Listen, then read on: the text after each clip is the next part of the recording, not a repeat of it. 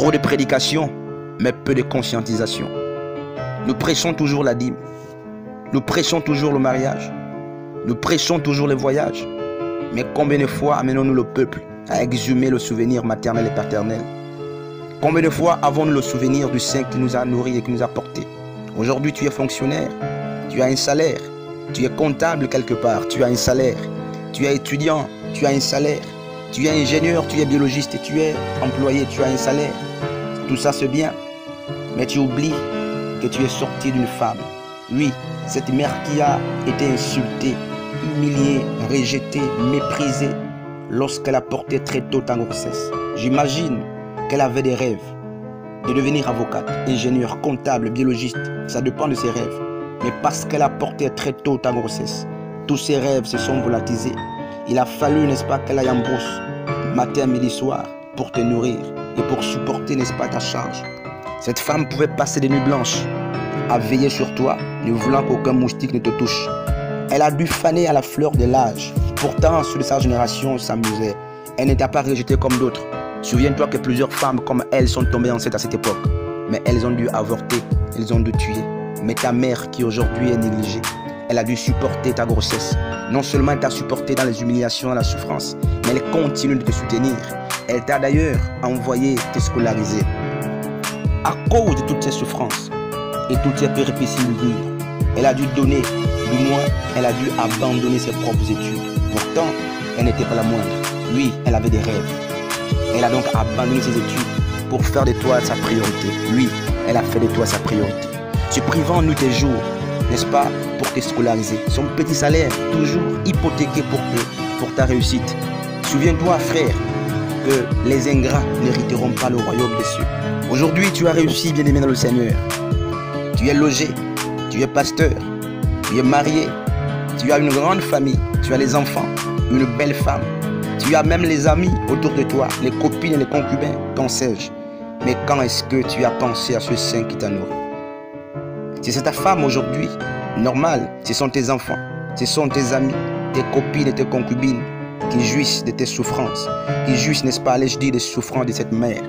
Tu oublies que seule ta mère a souffert pour toi, seul ton père a souffert pour toi. Oui, tu oublies que tu es le résultat des souffrances de quelqu'un. Oui, tu es le résultat des souffrances de ta mère. Tu te dis prédicateur de l'évangile, apôtre, docteur de la parole, prophète. Mais tu as oublié l'essentiel, n'est-ce pas? Le sein qui t'a nourri. Même lui téléphoner est une denrée rare chez toi. Lorsqu'elle t'appelle, tu te dis qu'elle te fatigue et tu prends le téléphone, n'est-ce pas? Tu le mets sous silence parce qu'elle te dérange. Lorsqu'elle t'appelle, c'est ta femme, n'est-ce pas, qui répond? Ce sont tes enfants. Parce que tu te dis, n'est-ce pas, qu'elle t'appelle pour te demander, pour te gêner. L'appeler chez toi, n'est-ce pas? C'est un poison. Pourtant, tu ne manques pas d'être connecté matin, midi, soir. Pourtant, tu ne manques pas d'appeler tes concubines, nombreuses qu'elles sont. Tu ne manques pas d'appeler tes amis, nombreux qu'ils sont. Tu ne manques pas d'appeler tes copines et tes amis.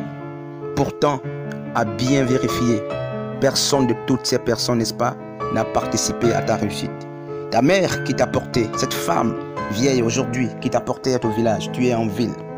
Souviens-toi qu'elle dort, n'est-ce pas, dans une maison dont la toiture est perforée parce que, n'est-ce pas, les tôles ont tellement vieilli.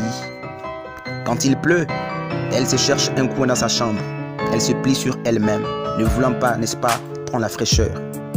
Lorsqu'elle n'a plus, n'est-ce pas, de l'huile, ou du moins, elle n'a plus de bougie. D'ailleurs, qui va l'envoyer la bougie? Lorsqu'elle n'a plus de pétrole pour alimenter sa lampe, frère, elle attise le feu de bois pour être éclairée. Pourtant, tu es, n'est-ce pas, en ville, tu es éclairé. Tes amis sont éclairés, tu es véhiculé. Elle souffre au village. Elle se gratte matin, midi, soir. Certainement, cette femme est couverte, frères et sœurs, bien dans le Seigneur, de la gale. N'ayant pas de médicaments, elle a pris la cendre de bois, n'est-ce pas, comme remède. Elle passe du temps autour d'un feu de bois en train de se gratter. Et elle se dit au fond d'elle, où sont les enfants, n'est-ce pas, pour qui j'ai longtemps investi? Où est passé cet enfant qui a été l'objet de mes insultes? Où est passé cet enfant pour qui je me suis privé? Quand est-ce que tu vas penser au sein maternel, frère? Tu prends ton argent aujourd'hui, tu te réjouis avec des gens qui n'ont jamais participé à ta réussite. Mais tu oublies l'essentiel.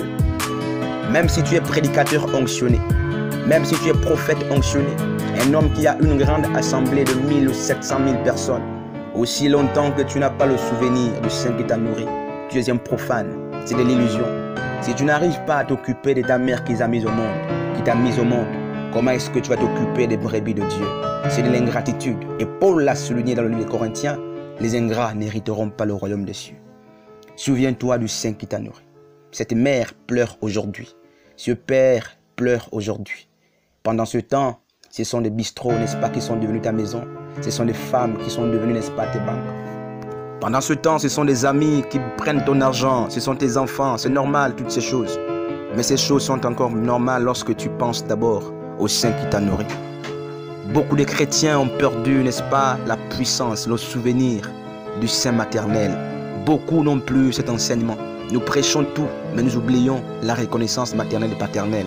Prédicateurs de Dieu, plutôt que de passer du temps à dépouiller le peuple, plutôt que de passer du temps à prêcher les dîmes, les mariages et les voyages, même les onctions, amener le peuple à, n'est-ce pas, être conscient du Saint qui les a nourris. C'est ça la source, c'est ça l'origine. Nous ne sommes pas le fruit des pasteurs aujourd'hui. Nous sommes ce que nous sommes parce que les gens pensaient à nous. Je fais allusion à ma mère, je fais allusion à mon père, biologique et non spirituel. Ce sont eux qui t'ont donné la vie. Ce sont eux qui ont nourri, n'est-ce pas, ta personne aujourd'hui. Ce sont eux qui t'ont même scolarisé. Tu diras qu'aujourd'hui ils sont devenus sorciers, mais souviens-toi qu'elle ne t'a pas jeté cette femme-là. Elle pouvait le faire comme beaucoup d'autres, mais elle t'a supporté. Souviens-toi que ces études ont été hypothéquées à cause de toi. L'irreconnaissance conduira toujours en enfer. Souviens-toi du Saint qui t'a nourri. La puissance de souvenir. Pasteur évangéliste Christ. Trop de prédication, mais peu de conscientisation. Nous prêchons toujours la dîme.